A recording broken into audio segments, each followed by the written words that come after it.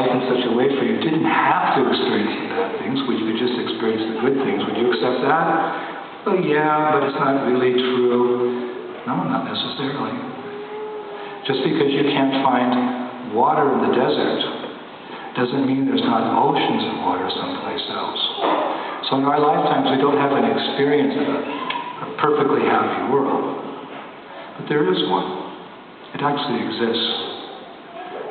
It actually exists. And through a spiritual technique, through a spiritual process, you can awaken to that consciousness and go back to that, your original home. This is not our home. How could it be? Because you can't be perfectly happy here. But the nature of the Atman is to be perfectly happy. Just like the intrinsic nature of salt is it's salty, the intrinsic nature of sugar is sweet, the intrinsic nature of water is wet. What is the intrinsic nature of that divine within? To always be happy. That is our original heritage, to be happy 100% of the time.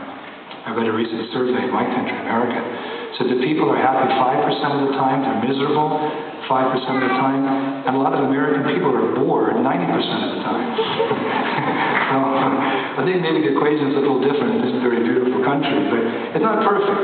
Because anyway, you have to get disease, you have to go, and you have to die.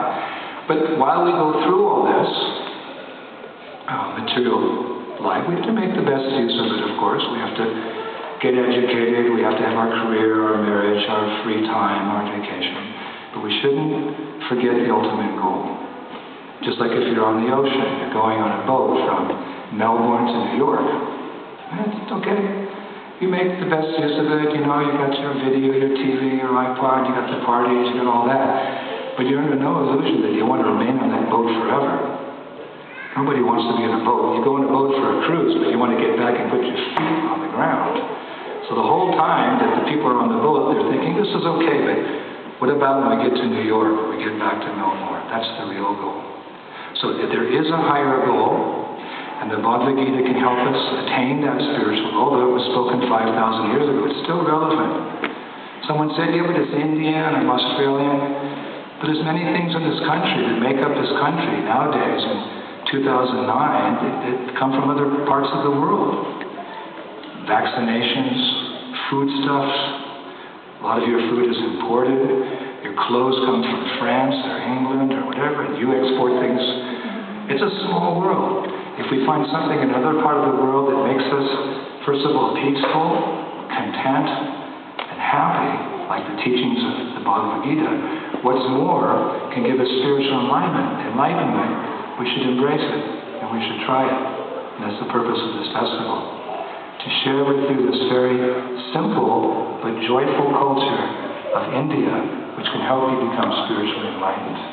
So in a capsule form, this is the philosophy of India. I know most of you didn't come this evening, came here this evening, you didn't think you were going to hear philosophy. Generally people only get philosophy classes in the university.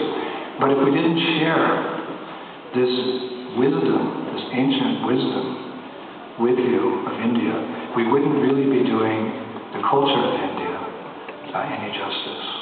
So thank you for listening to this short talk. If I've said anything this evening that's sparked a little something in your